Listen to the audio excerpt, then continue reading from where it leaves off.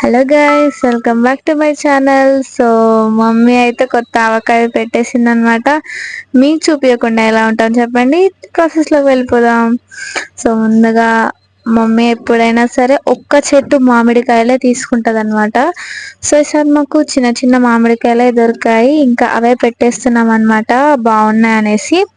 And next ఇక్కడ daddy మంచిగా ఆ మామిడికాయలు ముక్కలు కొట్టేస్తున్నాడు, జీడి తీసేసి. చూడండి మంచిగా నీట్గా ముక్కలు కొడుతుంది. అండ్ మమ్మీ ఎల్లిపాయ పొట్టు తీస్తుంది. అండ్ ఇప్పుడు ఆవాలు, జీలకర్ర, మెంతులు దూరగా వేపుకొని మిక్సీ పట్టేసి ఆ పొడిని కూడా ఆవకాయ ముక్కల్లో వేసేసి మంచిగా కలిపేసుకోవాలి. కలిపేసుకున్న తర్వాత అందులో గోరువెచ్చని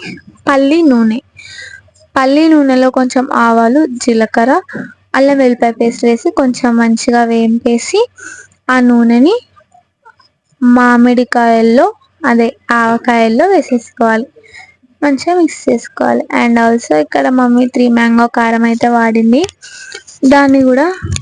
అండ్ ఉప్పు మమ్మీ మెజర్మెంట్ ఏం తీసుకోదు, అండ్ ఓన్లీ అందాజగా వేస్తుంది, కరెక్ట్గా సెట్ అయిపోతుంది. ఇప్పుడు మమ్మీ మంచిగా కలుపుకునే. అండ్ అందులో పచ్చి ఎల్లిపాయలు, అవి లేకుండా ఎలా చెప్పండి, అవి ఉంటేనే కదా మామిడికాయకి టేస్ట్. అండ్ నైట్ మొత్తం అలానే పెట్టేసి మార్నింగ్ లేసి చూస్తే నీట్గా ఆయిల్, అది లోతుగా ఉంది కదా బేషన్, అండ్ ఆయిల్ అంతా కూడా కింద ఉంది, పైకి అంతగా రాలేదు. మీరు అవసరమైతే ఇంకా ఆయిల్ పోసుకోవచ్చు. నీట్గా కడిగి పెట్టుకున్న జాడీలోకి మమ్మీ పచ్చడి షిఫ్ట్ చేసేస్తుంది. అండ్ ఇప్పుడు అందులోని మంచిగా అన్నం వేసుకొని అలా ఒక్కో ముద్ద తింటుంటే నోట్లో కరిగిపోవాల్సిందే.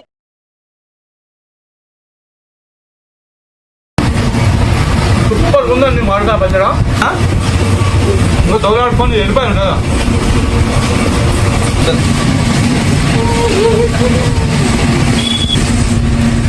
సూపర్ టేస్ట్ ఆవకాయ పచ్చడి.